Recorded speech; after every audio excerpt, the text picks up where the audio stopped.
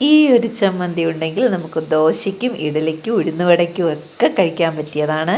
Video skip ചെയ്യാണ്ട് മുഴുവനായി ഒന്ന് കാണണേ. അപ്പോൾ വായോ, നമുക്ക് ചമ്മന്തി തയ്യാറാക്കാം.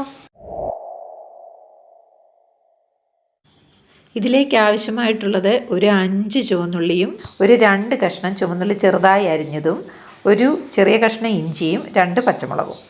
പിന്നെ ഇതേപോലെ പിടിക്ക് ഒരു 3 പിടി തേങ്ങ ചിരകിയതും പിന്നെ കറിവേപ്പില, പൊട്ടുകടല ഒന്ന് നമുക്ക് ജസ്റ്റ് ഒന്ന് വറുത്ത് ഒന്നെടുക്കണം. ഒന്ന് ചൂടായി ഈ ഒരു പരുവത്തിന് വന്നാൽ മതി.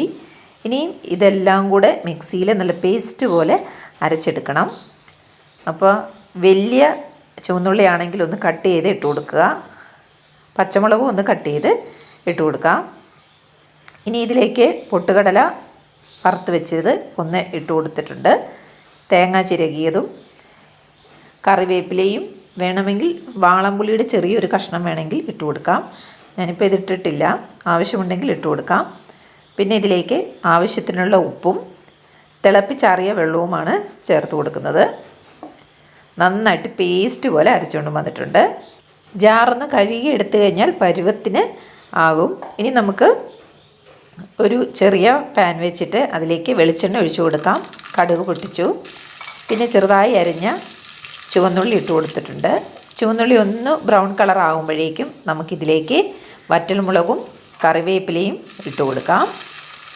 നന്നായിട്ട് ചൂടായ എണ്ണ നമുക്ക് ചമ്മന്തിയിലേക്ക് ഒഴിച്ചു കൊടുക്കാം.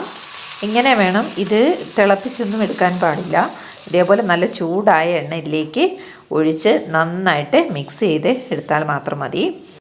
നല്ല ടേസ്റ്റായിട്ടുള്ള ചമ്മന്തി ഇവിടെ തയ്യാറായിട്ടുണ്ട്. അപ്പോൾ വീഡിയോ ഇഷ്ടമായാൽ ലൈക്ക് ചെയ്യാനും കമൻറ്റ് ചെയ്യാനും സബ്സ്ക്രൈബ് ചെയ്യാനും ഒപ്പം ഫ്രണ്ട്സിനും റിലേറ്റീവ്സിനും ഒക്കെ ഷെയർ ചെയ്യാനും മറന്നു പോകരുതേ. ഇനി നമുക്ക് ഇത് ദോശയുടെ കൂടെ ഒന്ന് കഴിച്ച് നോക്കാം. ചെറിയ പീസ് ഒന്ന് എടുക്കട്ടെ കേട്ടോ.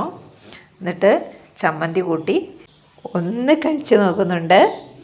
അപ്പോൾ ഒക്കെ പാകത്തിന് വന്നിട്ടുണ്ട്. നല്ല ടേസ്റ്റാണ്.